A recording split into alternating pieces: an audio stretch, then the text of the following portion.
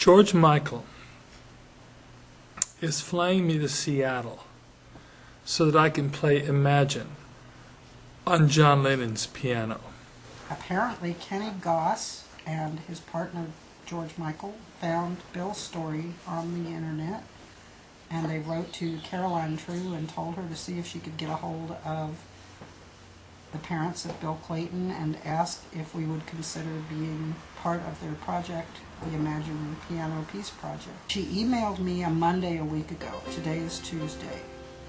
And it was in the evening, and I went and looked at the website, lennonpiano.com, and wrote her back before I went to bed and said, yes. I said, would you consider flying my friend Steve Schalchlin in? Steve wrote a song about Bill.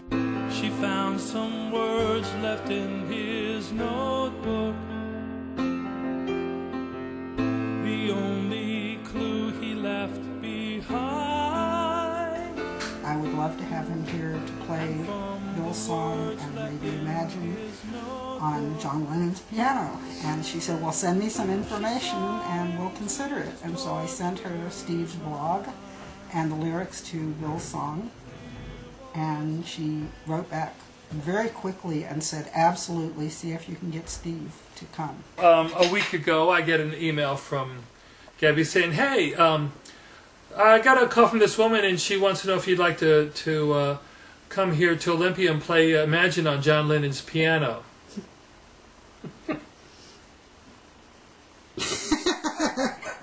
And there's dead silence. Imagine that. And now, I didn't believe it at all. I'll tell you the truth. I didn't believe it at all. Because we have been on the internet a very long time, and we've had a lot of people who've approached us pretending to be famous, pretending to be somebody.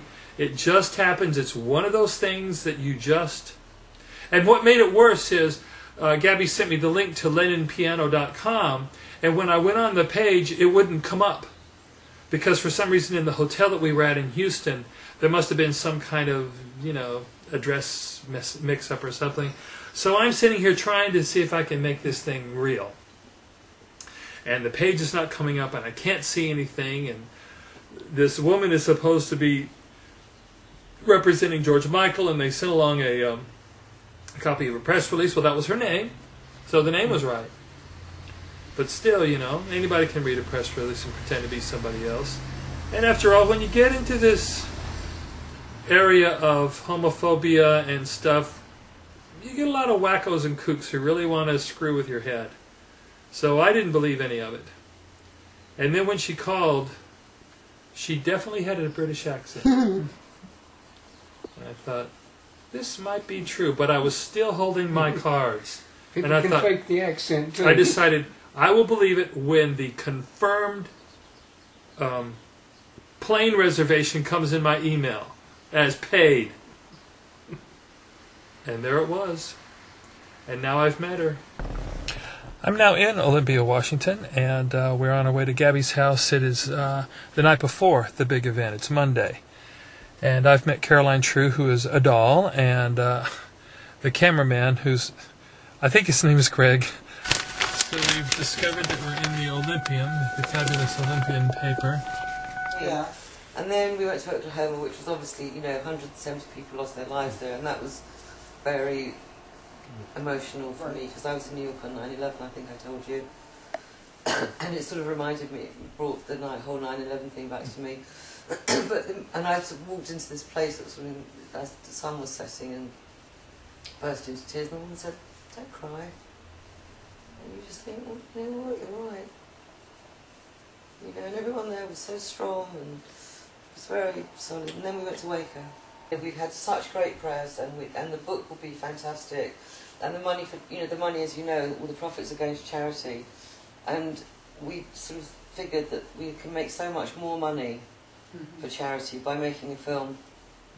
And we're doing it in a way that there's no script, there's no, everywhere I've been, as I said to you, is you do whatever you want. We don't want to impose anything on anybody. Well, you got him here. Well, exactly. That's, and that's what you wanted. I uploaded a diary page called the night John Lennon died, and I wrote about my experience.